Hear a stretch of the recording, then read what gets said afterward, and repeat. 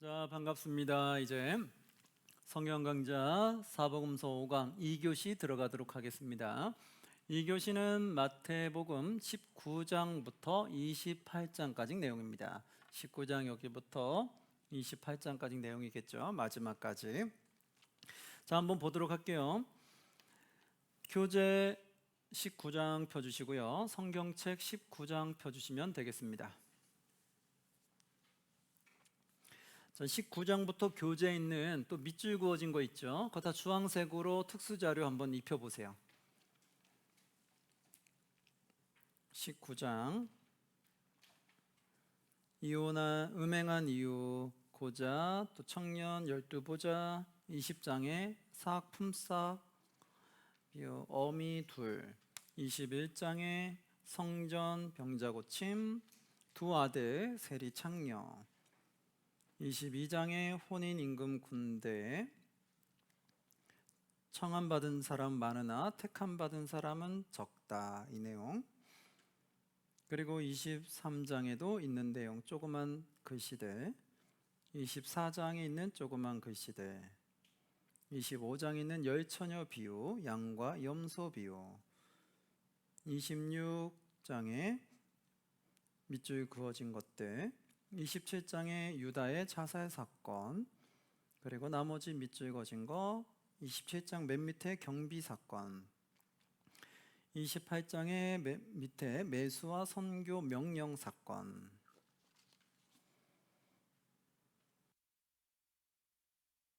자, 다 표시하셨나요? 표시하시고요. 자, 이제 한번 교재 보도록 합니다. 교재랑 성경책 19장 펴주시고요. 네. 자, 19장의 내용, 이혼에 관련된 내용이죠. 앞에 내용이 있었기 때문에 한번 읽어보시면 되는데, 특징이 뭐냐면 9절에 내가 너에게 말하노니 누구든지 음행한 이유의 아내를 버리면, 이 말 음행한 이유 외에, 이 표현은 마태복음에만 나왔던 말이라는 거예요. 그러면서 12절에 어머니의 태로부터 된 고자도 있고 사람이 만든 고자도 있고 천국 위에 수술이 된 고자도 있다, 이 말을 받을 만한 자는 받을지어다, 이 표현도 마태만 나왔다.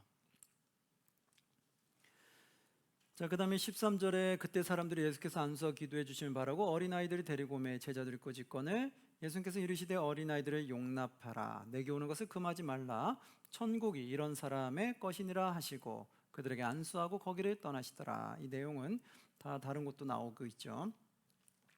16절에 보면 이제 어떤 사람이 주께 와서 이릅니다. 선생님이여, 내가 무슨 선한 일을 하여야 무엇을 얻으리까? 영생을 얻을 수 있습니까? 묻죠. 그러니까 이러이러한 계명을 쭉 얘기했어요.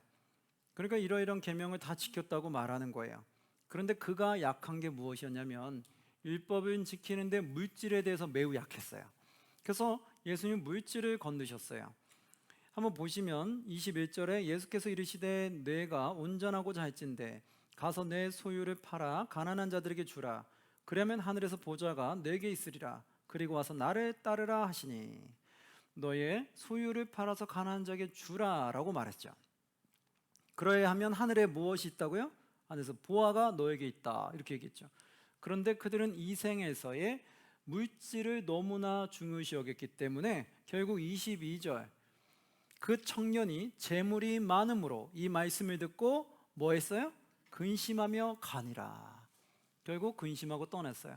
처음에는 어떻게 하면 영생을 얻을 수 있습니까? 라고 해서 영생을 얻기 위해서 너무나 중요시하게 달려온 것 같았는데, 그 영혼을 구원한 영생을 얻기 위한 것에서 큰 비중을 두고 온 것 같았는데 물질을 건드리니까 떠나가 버린 거예요. 물질로 넘어져 버린 거죠. 바로 이런 것들, 우리도 신앙생활할 때 이 물질 때문에 힘들어하는 경우 은근히 많이 있거든요. 그래서 우리가 모든 것은 하나님이 주신다라는 걸 우리 100% 인정을 할 때만이 가능해요. 그것을 하나님 주신 것이라는 그것을 내가 마음에 100% 인정하지 못하면, 그렇게 믿지 못하면, 그럼 이 부자 청년과 같이 비슷해질 수 있는 거예요. 야, 내가 이거 어떻게 모은 건데, 내가 여기서 어떻게 하나님께 11조 드릴 수 있어?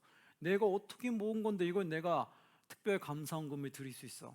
내가 어떻게 모은 건데 이거를 내가 절기헌금 드릴 수 있어? 이러면서 이제 우리가 떨기 시작하죠. 바로 이런 것들이 이제 그런 물질에 대해서 내가 매우 약할 때 그렇게 될 수 있다. 그래서 어떤 것보다도 하나님이 더 소중해야 되고 가치가 있어야 되고, 그리고 영생이 무엇보다도 더 가치가 있어야 된다. 아까 천국 비유처럼 그런 내용인 거죠. 영생은 곧 천국이잖아요. 그러니까 그 천국이 이 땅에 있는 어떤 것보다도 더 가치가 있어야 된다는 거예요. 그렇지 않으면 결국은 넘어질 수가 있다. 자, 내용 한번 쭉 읽어보시고요. 그 다음에 20장 가시면 20장에 품삯 비유가 있다고 했죠. 이 품삯 비유는 마태복음에만 나오는 내용인데요. 대체 어떤 내용일까요? 1절 보시면 천국에 대한 비유였어요. 천국은 마치 품꾼을 얻어 포도원에 들여보내려고 이른 아침에 나간 누구와 같다? 집주인과 같다. 자, 포도원에 들여보낸다. 천국 안에 많은 사람을 초청한다는 거겠죠. 부르기 위해서 갔어요. 2절에 그가 하루 한 데나리온씩 품꾼들과 약속하여 포도원에 들여보내고 하루에 몇 데나리온? 한 데나리온. 이제 이해가 되죠. 데나리온이 며칠 품삯이었어요? 그렇죠. 하루 품삯이었죠. 그러니까 하루에 한 데나리온 준다는 거는 합리적인 거죠. 그래, 하루 일하면 한 데나리온 줄게. 3절에 또 제3시에 나가보니 이른 아침 나갔고 제3시에 나갔어요. 유대의 시간의 제3시는 지금 우리나라의 시간으로 몇 시일까요? 그렇죠. 오전 9시죠. 6시간에 더하면 된다고 했어요. 그 오전 9시 또 나갔어요. 이른 아침에 가서 데려왔고 3시에 또 나가서 데려오고 5절에 보니까 6시, 9시에 가서 또 데리고 왔고 6절에 보니까 제 12시에 데려왔어요. 이제 가면 갈수록 이제 오후로 넘어가는 거예요. 그래서 오후에 데리고 왔어요. 그러다 보니까 끝날 시간이 곧 다 돼서 얼마 안 돼서 끝났어요. 그랬는데 여기서 이 주인은 그들에게 늦게 오던 일찍 오던 똑같이 한 데나리온 줬어요. 왜? 그렇게 준다고 약속했으니까. 그런데 먼저 온 사람이 그게 화가 난 거예요. 아니 나는 먼저 하루 종일 일해서 하루에 품삯 받았는데 저 사람 몇 시간밖에 일 안 했는데 저 사람 나랑 똑같이 받으면 됩니까? 라면서 화를 내기 시작했죠. 그러자 14절에 이렇게 말합니다. 내 것이나 가지고 가라. 나중 온 이 사람에게 너와 같이 주는 것이 무엇이다? 내 뜻이니라. 나는 너와 약속한 대로만 하면 되는 거지 네가 그 다음 사람한테 이렇게 했던 저렇게 했던 네가 왜 참견이냐라는 거죠. 그러니까 주인의 뜻에 내가 왜 이럴쿵저럴쿵 하냐라는 거죠. 이 말은 무엇이냐면 나중에 보면 이렇게 되는 거예요. 하나님이 우리를 천국으로 인도할 때 천국이 매우 값진 거잖아요. 값진 보화 같잖아요. 근데 일찍 받은 사람과 일찍 구원받은 사람과 일찍 천국에 들어온 사람, 또 늦게 천국에 들어오는 사람, 초대받은 사람과 똑같이 구원의 역사를 준다는 거예요. 같은 보화를. 그랬을 때 어떤 생각이 드냐면 아니 나는 왜 일찍 와서 하나님을 만나고 봉사를 하고 섬겼는데 저 사람은 느지막하게 나이 들어서 세상 떠날 때 얼마 안 남아서 하나님 믿고 천국에 간다면 그 말이 되겠습니까? 라고 말할 수 있는 거예요. 그럼 나도 젊었을 때 내가 원하는 대로 막 살다가 나중에 마지막 때 하나님 부르기 전에 내가 하나님 믿고 천국 가면 되지 않습니까? 이거 좀 불공평한 거 아닙니까? 라고 말할 수 있다는 거죠. 여러분 어떤 생각 드세요? 예, 그렇게 생각하면 안 되겠죠. 예, 우리도 얘기하지만 여기서 알 수 있는 것은 이른 아침 부름 받은 사람은 일단 이른 아침 부름 받은 이후에 마음이 편안함이 있어요. 왜? 나는 일자리가 구해졌잖아요. 오후로 가면 갈수록 뭐가 있어요? 초조함이 있죠. 아 이러다가 오늘 하루 날리는 거 아니야? 이러다가 내가 하루 날리고 집에 가면 내 처자식들은 어떻게 먹여 살리지? 이러한 근심과 걱정들이 있지요. 즉 그런 것처럼 처음에 받았을 때 그 감사함이 있는 건데 그걸 잃어버리고 마지막 뒤로 가서 뒤에 받은 그 사람 때문에 내가 비교 의식 가운데 불평을 원망하는 것은 하나님 보시기에 악하다는 거예요. 그래서 15절 16절에 이렇게 나옵니다. 내 것을 가지고 내 뜻대로 할 것이 아니냐, 내가 선함으로 너가 악하게 보느냐. 하나님 그렇게 한다고 해서 네가 악하게 보느냐. 그러면서 16절 이와 같이 나중된 자로서 먼저 되고 먼저 된 자로서 나중되리라. 예, 나중된 자로서 먼저 된다는 것은 나중에 하나님을 만났지만 그 사람이 하나님 앞에 더 신실하게 갈 수 있고 먼저 믿은 자는 나의 교만함 때문에 또 무너져 내릴 수 있다는 거예요. 그래서 우리는 제일 중요한 것은 일단 하나님을 먼저 내가 만났다는 게 가장 값진 거예요. 내가 언제 만날지 모르는데 일단 만난 게 얼마나 감사해요. 그리고 하나님의 영광에서 내가 살아간 것은 결국 하늘에 다 가치로, 하늘의 보화로 쌓인다고 했잖아요. 그렇기 때문에 내가 한 것이 굳이 그게 헛된 게 아니거든요. 그러니까 다른 사람보다 더 많은 상급을 내가 하늘에 쌓았기 때문에 굳이 내가 거기에 대해서 매일 필요가 없다라는 거예요. 여기서는 이제 그 비유를 드는 것을 말하면서 절대로 늦게 천국에 들어왔다고 해서, 그렇게 해서 그에게 구원의 역사를 주었다고 해서 결코 우리가 실망하거나 악한 마음을 품지 말라라는 거죠. 그러면서 이렇게 말합니다. 19절, 이방인들에게 넘겨줘 그를 조롱하고 채찍질하여 십자가에 못 박게 할 것이나 제3일에 살아나리라. 이 비유를 통해서 한번 예수님의 사건을 말씀해 주고요, 순환 예고를 하시고 20절에 가면 그때에 세베대 아들의 어머니가 그 아들 데리고 예수께 와서 절하여 무엇을 구하니? 무엇을 구했을까요? 21절, 예수께서 이르시되 무엇을 원하느냐 이르되 나의 이 두 아들을 주의 나라에서 하나는 주의 우편에 하나는 주의 좌편에 앉게 하소서. 이렇게 해서 또 큰 자리에 앉고 싶은 욕심을 나타냈던 게 나오죠. 그 내용 앞에서 봤으니까 한번 읽어보세요. 26절에 하시는 말씀은 이거예요. 너희 중에는 그렇지 아니하나니 너희 중에 누구든지 크고자 하는 자는 너희를 뭐하는 자가 되어야 된다? 섬기는 자가 되고, 27절, 너희 중에 누구든지 으뜸이 되고자 하는 자는 너희의 무엇이 된다? 종이 되어야 하리라. 이 말씀 아시겠죠? 그래서 크고자 하는 자는 내가 최대한 낮아지면 된다고 보시면 돼요. 내가 낮아서 섬기면 된다. 그리고 29절에 여리고에서 떠나갈 때 큰 무리가 예수를 따르더라. 30절, 맹인인 두 사람이 길가에 앉았다가 예수께 지나가신 다음에 듣고 소리질러 이르되 주여 우리를 불쌍히 여기소서 했던 거, 예수님이 어떻게 치유한 건지 앞에서 보았죠. 한번 읽어보시고요. 21장으로 넘어갈게요. 자, 21장부터는 이제 무슨 내용이냐면 입성이 나오기 시작했죠. 예루살렘 입성하면서 부활까지 5가지 사건이 나와요. 앞에 마가복음에서 좀 봤을 텐데요. 21장 1절에 보면 그들이 예루살렘에 가까이 가서 감난산 벳박에 이르렀을 때에 예수께서 두 제자들을 보내시며 이르시되 너희는 맞은편 마을로 가라. 그리하면 곧 매인 나귀와 나귀 새끼가 함께 있는 것을 보리니 풀어 내게로 끌고 오라. 이렇게 명령하면서 결국 나귀 새끼를 타고 입성하게 됐던 거죠. 한번 읽어보시면 되겠고요. 입성하면서 어떤 일이 있었냐면 성전 정화했던 사건이 있죠. 돈 바꾸는 사람들, 매매하는 사람들 상을 다 엎으셨던 거, 그 내용 앞에서 보셨을 거예요. 한번 읽어보시고요.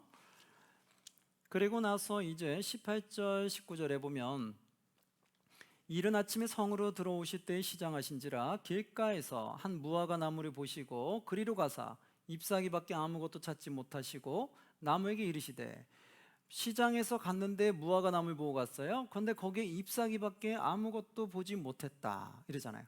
그럼 원래 잎사귀가 있으면 뭐가 있어야 돼요? 열매가 있어야 되죠. 무화과 나무는 잎사귀가 먼저 열려요? 열매가 먼저 열려요? 그렇죠. 열매가 먼저 열리죠. 그러니까 잎사귀가 있다는 건 당연히 열매가 있어야 되는 거죠. 그래서 잎사귀를 보고 간 것은 열매가 있다고 당연히 확신하고 간 건데, 그런데 무화과를 보시고 거리로 가서 잎사귀밖에 아무것도 찾지 못하셨다. 그래서 나무에게 이르시되 이제부터 영원토록 너가 열매를 맺지 못하리라 하시니 무화과 나무가 곧 마른지라. 그렇죠. 이 내용은 앞에서 보셨죠. 그걸 보시면 되고, 이것 통해 우리가 영적으로 비유되는 게 무슨 말이라고요? 겉으로는 뭔가 화려한 것 같은데 알맹이가 없는 걸 말한다는 거죠. 겉으로 보면 신앙생활 잘하는 사람 같은데 막상 안에 들여다보면 전혀 엉망인 삶, 바로 그것을 말한다고 했지. 여기서는 이제 바리새인들, 서기관들을 말하는 거다. 그런 것도 보셨죠. 자, 그 다음에 이제 보시고 22절, 너희가 기도할 때 무엇이든지 믿고 구하는 것은 다 뭐한다? 받으리라 하시니라. 그렇죠. 너희가 기도할 때 무엇인지 믿고 구하는 거, 이게 하나님 나라와 의를 위한 기도였어요? 나의 나라와 의를 위한 기도였어요? 그렇죠. 하나님 나라 의를 위한 기도죠. 그래서 여러분은 꼭 그걸 이해하셔서 그 문구를 넣어서 읽으시면 더 정확하게 이 내용을 이해할 수가 있어요. 너희가 기도할 때 뭐예요? 너희가 하나님 나라와 의를 위해 기도할 때에 무엇이든지 믿고 구하는 것은 다 받으리라 하시니라. 아멘. 한번 하나님 나라와 의를 위해서 구해보세요. 그러면 그것은 다 받을 수 있다니까. 무엇인지 여러분들이 한번 구하시면 되겠죠. 23절에는 대제사장과 장로들이 무슨 권위로 이런 말을 전하고 다니냐 이 말했던 거 한번 보시면 되겠고요. 28절에 두 아들 내용을 비유를 들면서 하는 말이 무슨 말이냐. 28절 너희 생각에는 어떠하니 어떤 사람에게 두 아들이 있는데 맏아들에게 가서 예 오늘 포도원에 가서 일하라 하니 대답하여 이르되 아버지 가겠나이다 하더니 첫째 맏아들에게 가서 포도원에 가서 일하라니까 대답은 네 알겠습니다 이랬어요. 그런데 뭐라고요? 가지 아니하고 대답은 하고 안 갔다는 거예요. 두 번째 30절 둘째 아들에게 가서 또 그와 같이 말하니 대답하여 이르되 실소이다. 둘째 아들은 싫다고 해버렸어요.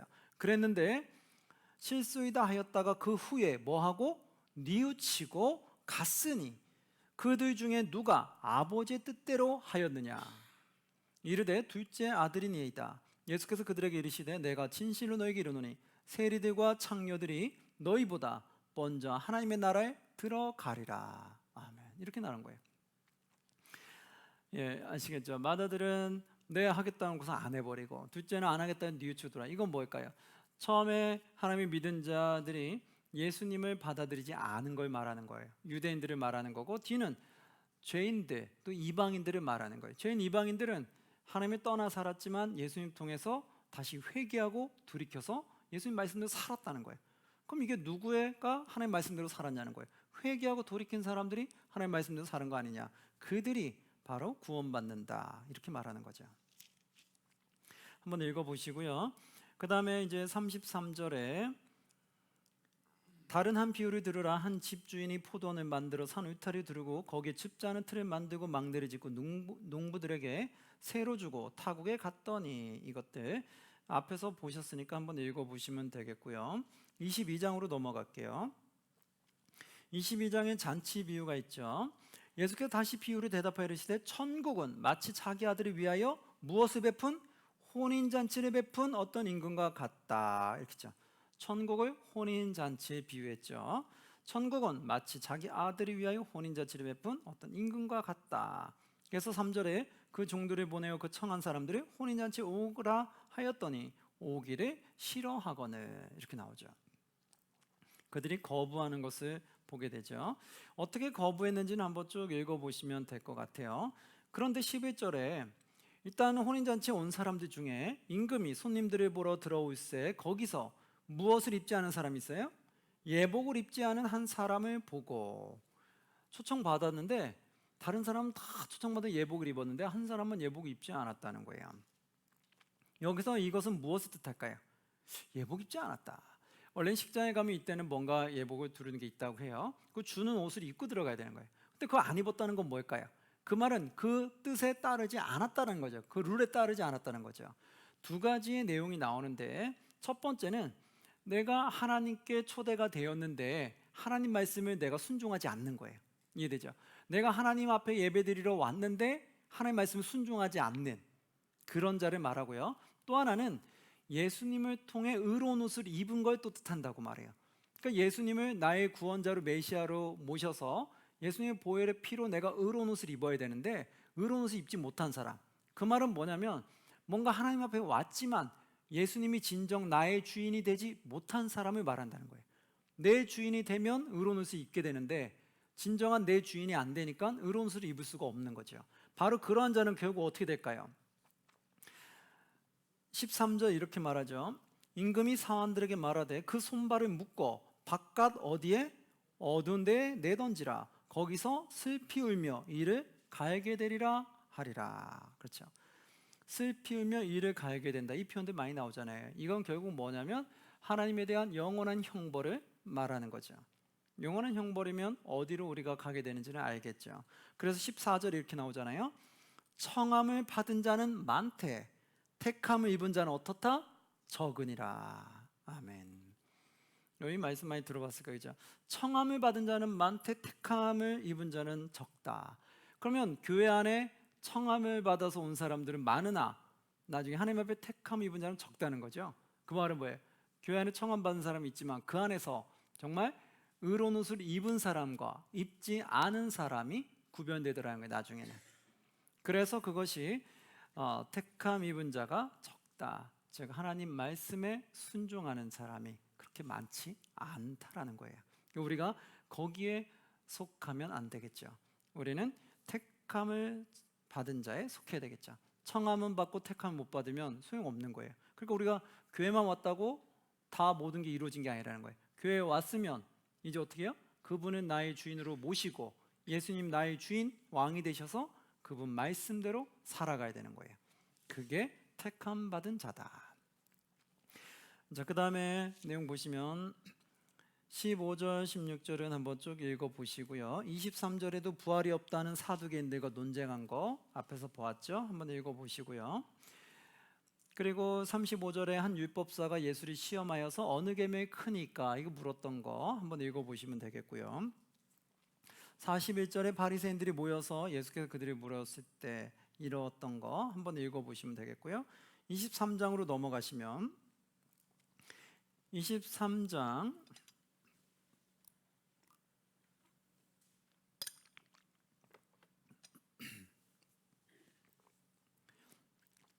23장이 이제 위선자에 대한 내용인데요. 1, 2절. 이에 예수께서 무리와 제자들에게 말씀하여 이르시되 서기관들과 바리새인들이 모세의 자리에 앉았으니 이렇게 돼 버렸어요. 서기관들과 바리새인 모세의 자리에 앉았다. 이 말은 뭐냐면 높은 자리에 앉기를 좋아하는 걸 말하는 거예요. 그랬으니 3절에 그러므로 무엇이든지 그들이 말하는 바는 뭐하고 행하고 지키되. 그들이 말한 바는 행하고 지키래. 왜요? 그들이 말한 거는 하나님의 말씀이니까. 그러니까 그들이 모세의 자리에 앉았지만 그래도 그들이 말하는 바는 하나님의 말씀을 전한 거기 때문에 그 말씀은 우리가 행하고 지키라는 거예요. 그러나 그들이 하는 행위는 뭐 하지 말라? 본받지 말라. 그들은 말만 하고 행하지 아니한다. 이렇게 나오죠. 그러니까 위선자들, 즉 하나님 말씀은 전한다고 하면서 자신은 그렇게 살지 않는 그런 위선자들을 보았을 때 하나님 말씀을 전했기 때문에 그 위선자 때문에 하나님 말씀까지 지키지 않는 삶을 살지 말고 그가 전하는 말씀은 하나님의 진리의 말씀이니까 그 말씀은 지키되 그 사람의 모습은 본받지 말라라는 거예요. 그 교만함, 그것을 배우지 말라라는 거죠. 자, 그러면서 뒤에도 보시면 이제 높은 자리에 앉지 말라는 내용도 쭉 나와요. 그래서 12절에 결국 이렇게 말합니다. 12절 함께 봉독합니다. 누구든지 자기를 높이는 자는 낮아지고 누구든지 자기를 낮추는 자는 높아지리라. 아멘. 결론은 그거예요, 그렇죠? 우리 천국에서 큰 자는 뭐라고요? 자기가 낮아지는 자라고 했죠. 여기서도 뭐예요? 누구든지 자기를 높이는 자는 낮아지게 될 거고 자기를 낮추는 자는 높아지리라. 그러니까 자기를 스스로 높이면서 교만해지지 말 것을 말하는 거예요. 그리고 자기를 겸손하게 낮춰야 된다. 그럼 13절에 보면 화이스 진저 하면서 7가지 화가 나와요. 이게 이 대상이 누굴까? 한번 볼까요? 13절. 화이스 진저, 외식하는 누구? 서기관들과 바리새인들이요. 그렇죠? 서기관들과 바리새인들이 외식하는 자라고 나왔죠. 그들을 외식한다라고 표현했어요. 외식한다고 표현한 이유는 뭘까요? 외식한다는 건 겉과 속이 다르다는 표현이에요. 즉 뭐냐면 겉으로는 거룩한 것 같은데 속은 악한 거예요. 겉으로는 선한 것 같은데 속은 악한 거. 겉으로 선하다는 건 뭐예요? 말씀 안에 선하다는 것은 하나님의 주인으로 모시고 하나님 말씀 순종하는 자 같은데 속은 하나님의 주인으로 모시지 아니하고 하나님 말씀에 불순종하는 자라는 거예요. 그게 외식하는 자예요. 외식하는 서기관과 바리새인들이여 너희는 천국 문을 사람들 앞에서 닫고 너희도 들어가지 않고 들어가려 하는 자도 들어가지 못하게 하는다. 결국 이러한 자들이 지도자에 있으면 자신도 천국 못 들어가면서 말씀을 듣는 자들도 천국 못 가게 만든다는 거예요. 자기들이 다 막아버리게 되는 거예요. 그리고 15절에도 보면 화이스진저 외식하는 서기관과 바리새인들이여 한번 읽어보시고 16절에도 화이스진저 눈먼 인도자여 이것도 한번 읽어보시고요. 23절에도 화이스진저 외식하는 서기관과 바리새인들이여 이렇게 나오죠. 그들이 뭐냐면 너희가 박하와 회양과 근처의 11조는 들이되 성경과 바리새인들이 11조는 드리고 있다는 거예요. 그런데 율법의 더 중요한 바 정의와 긍휼과 무엇은 믿음은 뭐했다? 버렸도다. 이렇게 된 거죠. 겉으로 하는 행실은 잘하는 것 같은데 속 안에 있는 정의와 공유가 믿음은 버렸다는 거예요. 이게 외식이라는 거죠. 겉으로는 거룩한 신앙인 같은데 속은 전혀 거룩하지 아니한 것을 말하는 거죠. 그리고 25절에 보면 화이스진저 외식하는 서기관과 바리새인들 또 나오죠. 읽어보시고 27절 화이스진저 외식하는 서기관들과 바리새인들이 나오죠. 회칠한 무덤 같다 이렇게 표현이죠. 회칠한 무덤 무슨 뜻일까요? 뒤에 나오죠. 회칠한 무덤 같으니 겉으로는 아름답게 보이나 그 안에는 죽은 사람의 뼈와 모든 더러운 것이 가득하도다 이렇게 말하는 거죠. 즉 겉으로는 아름다워 보이지만 속은 다 썩어 있다라는 거예요. 악하다는 것을 말하는 거죠. 그래서 28절 이와 같이 너희도 겉으로는 사람에게 옳게 보이되 안으로는 외식과 불법이 가득하도다 이렇게 말하는 거죠. 겉으로는 선해 보이지만 속은 악하다라는 말씀이죠. 회칠한 무덤은 좋지 않은 말이죠. 회칠한 무덤과 같다 이거는 겉은 예쁘게 꾸민 것 같지만 속은 다 썩었다는 거죠. 속은 다 악하고 더럽다 그런 표현인 거죠.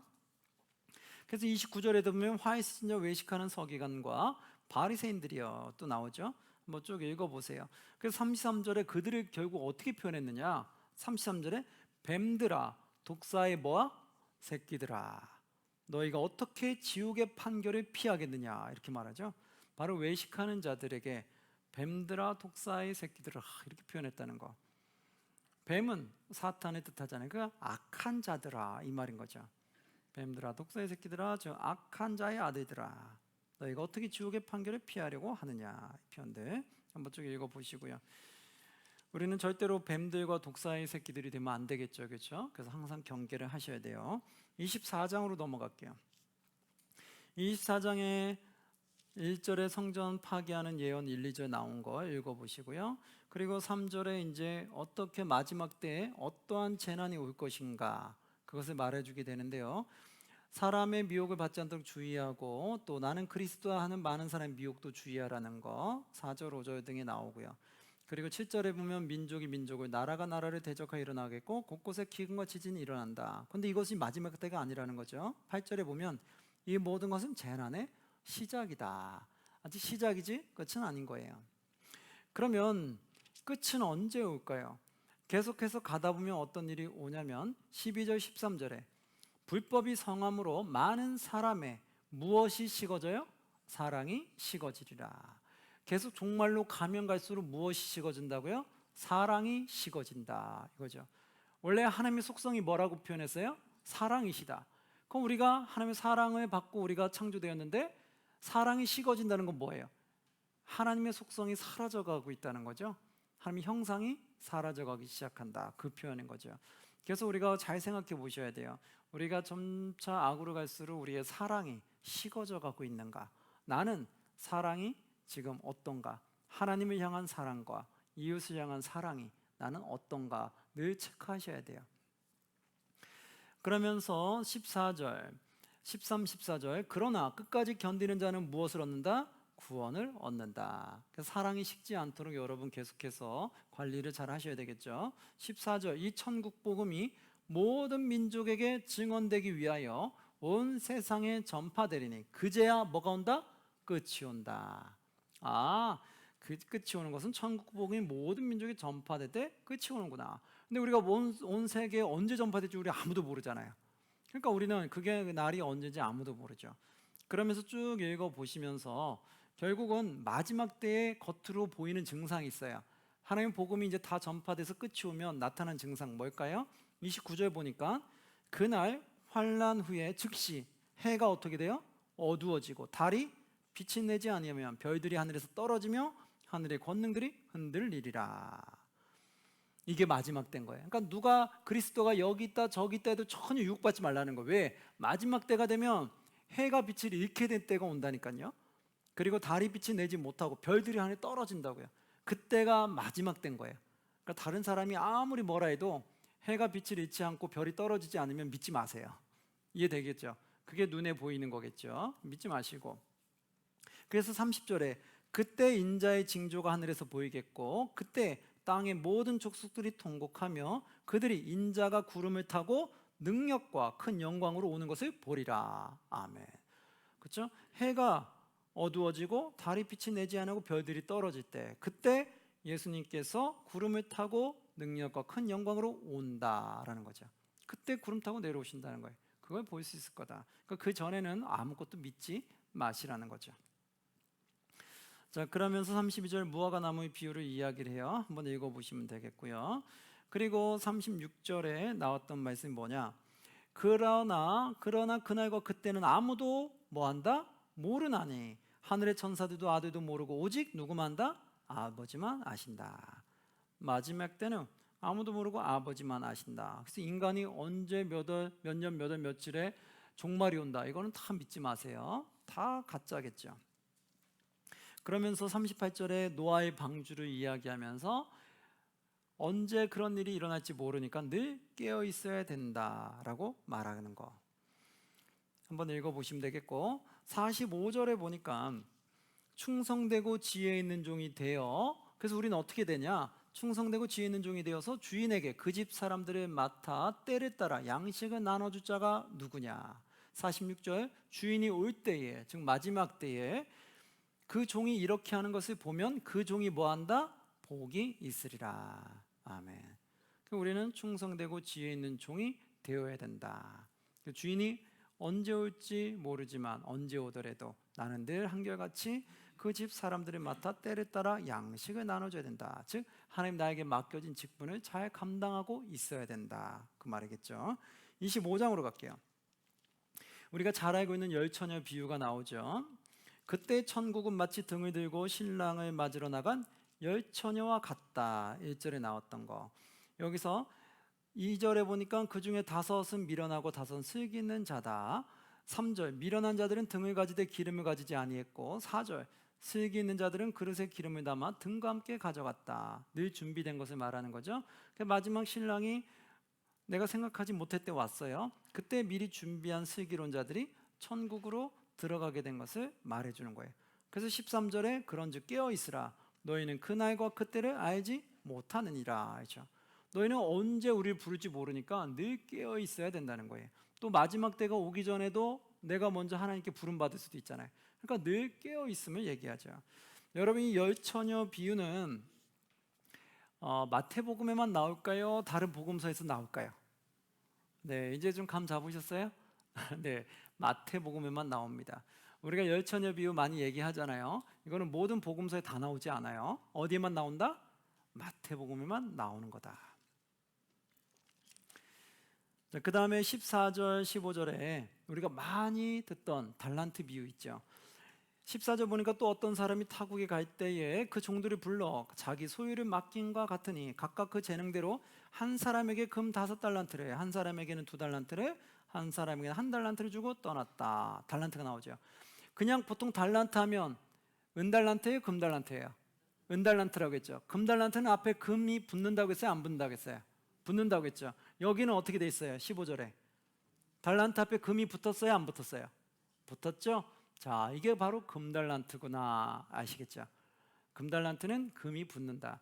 그러면 이 금달란트의 가치는 어떻게 돼요? 한번 볼까요? 앞에 화폐 단위를 한번 볼게요.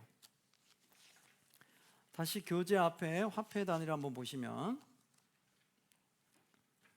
자, 그냥 달란트, 은달란트는 얼마의 가치예요? 6천 드라크마, 6천일이 일한 건데, 이걸 우리가 값으로 환산해 봤을 때 하루 품값 10만 원으로 봤을 때 얼마 돈이 되는 거라겠어요? 한 6억이 되는 돈이라고 했죠. 근데 금달란트는 은달란트의 몇 배를 써요? 15배. 그래서 얼마의 가치가 있는 거예요? 그렇죠. 지금으로 봤을 때 90억이 되는 거예요. 여러분, 금달란트 하나 그래서 어마어마한 거죠. 그래서 여러분 여기서 이 말하는 달란트 비유는 어마어마한 걸 말하는 거예요. 이거 잘 모르시는 분들은 이 달란트 비유가 되게 간단하다 생각하는데 엄청나게 받은 거예요. 그럼 1달란트 받은 사람이 감췄다는 것을 우리가 봤을 때는 이제는 얼마나 교만한지 알겠죠. 절대 가치 없는 작은 걸 준 게 아닌데 어마어마하게 많은 걸 줬는데도 더 많이 준 사람이 부러워서 그게 욕심이 생겨서 자기가 그 달란트 땅에 묻어버린 거예요. 분명히 주인은 내가 올 때까지 장사하라고 얘기했는데 자기는 자기에게 맡겨진 일을 안 해버린 거예요. 바로 그건 거죠. 그래서 여기서도 한번 보도록 할게요. 15절에 보면 그 달란트를 줬는데 각각 뭐대로 줬어요? 그 재능대로. 누구는 금 5달란트, 2달란트 한다. 그러니까 이것을 준 것은 다 무엇으로 준 거예요? 그 재능에 맞게끔 주인이 줬다는 거예요. 그럼 우리는 왜 나한테 1달란트 줬지? 이렇게 따질 게 아니죠. 내가 1달란트 받은 이유는 하나님이 나에게 무엇에 맡겨 주신 거예요? 그렇죠. 내 재능에 맡겨 주신 거예요. 믿으십니까? 그게 믿어지면 내가 겸손해져요. 이게 안 믿어지면 나는 왜 이렇게 적게 줬지 하고 화를 내죠. 일단 하나님이 나의 재능을 보고 주신 거니까 일단 그것을 검소하게 그리고 겸허하게 받아들이고 내가 일단 순종하는 게 더 중요해요. 순종해서 그것을 잘 이루어내면 그럼 하나님 그 다음에 더 많은 것도 주실 거고, 그럼 더 많은 걸 받아서 또 더 많은 걸 이루어내면 또 더 많은 걸 주시겠죠. 근데 나에게 준 것도 내가 잘 소화해내지 못하면 그러면 하나님 더 큰 거 안 주기를 잘하신 거죠. 지금 작은 거 하나 줘도 그 일을 못 해내는데 더 큰 거 줬으면 해냈겠어요? 못했겠죠. 그래서 일단 나에게 준 거에 겸손하게 받아들이고 그것부터 잘 성취시키는 게 중요하다라는 거예요. 여러분 지금 내가 있는 곳에 각자 맡겨진 일들 있잖아요. 그럼 지금 맡겨진 일 잘 해내고 계십니까? 그게 제일 중요한 거예요. 다른 사람 많이 가진 거에 대해서 막 불평하거나 원망하거나 거기에 대해서 너무 부러워할 필요가 없어요. 뭐만 하면 돼요? 지금 나에게 맡겨진 걸 내가 충성되게 잘 소화해내고 있는가, 그것만 하시면 돼요. 그러면 그 다음에 하나님이 하나씩 하나씩 계속 이루어 가시는 걸 믿으시기 바랍니다. 자, 여기서도 각각 재능에 따라 준 거예요. 그러면서 뭐라고 했어요?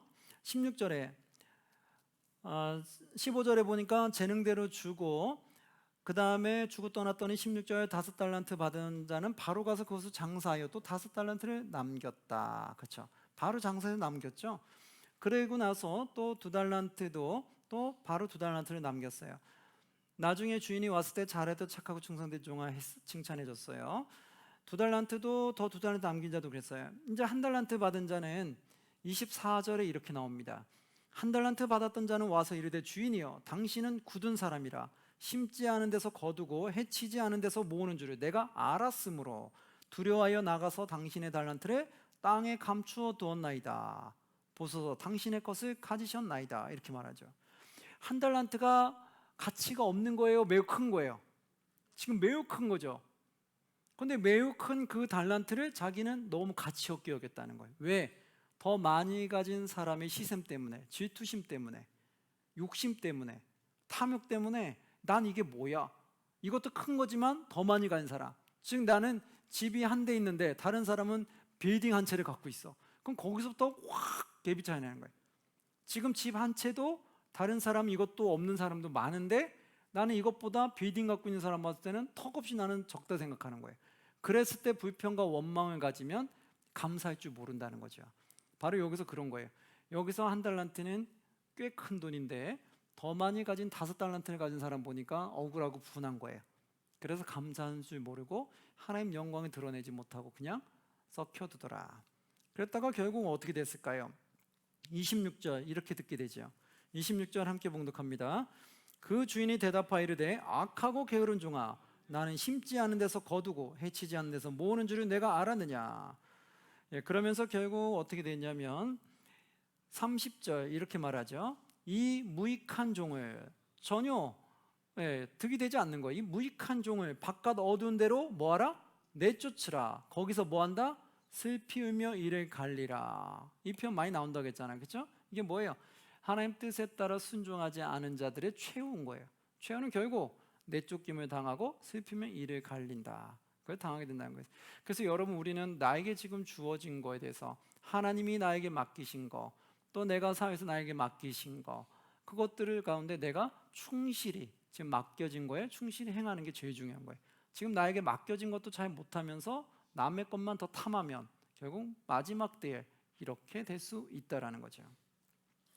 자, 31절 32절에 보면 마지막 종말 때 이렇게 나옵니다. 인자가 자기 영광으로 모든 천사와 함께 올 때에 자기 영광의 보좌에 앉으시니 32절 모든 민족을 그 앞에 모으고 각각 구분하기를 목자가 양과 염소를 구분하는 것 같이 하였다. 양과 염소 보여 양은 그 오른쪽에 두고 염소는 왼편에 뒀다. 그래서 오른쪽은 보통 하나님 말씀대로 잘 살아간 자, 복받는 자를 말하는 거고요. 왼쪽은 하나님께 복받지 못하는 자, 악한 자들을 말한다고 해요. 그래서 34절에 보니까 그때 임금이 그 오른편에 있는 자들에게 이르되 내 아버지께 복받은 자들이여, 이렇게 나오죠. 오른쪽은 그렇게 표현을 한다는 거예요. 복받은 자들이여 나와 창세로부터 너희를 위하여 예비된 나라를 상속받으라, 이렇게죠. 예비된 나라를 상속받은 거예요. 왜 상속받느냐? 35절 내가 줄일 때 너희가 먹을 것을 주었고 목마를 때 마시게 하였고 나그네 되었을 때 영접하였다. 36절 헐벗을 때 옷을 입혔고 병들었을 때 돌봤고 옥에 갔을 때 와서 보았다. 이건 뭐예요? 선한 행위를 한 거죠. 이 선한 행위는 누구의 말씀에 기초한 거예요?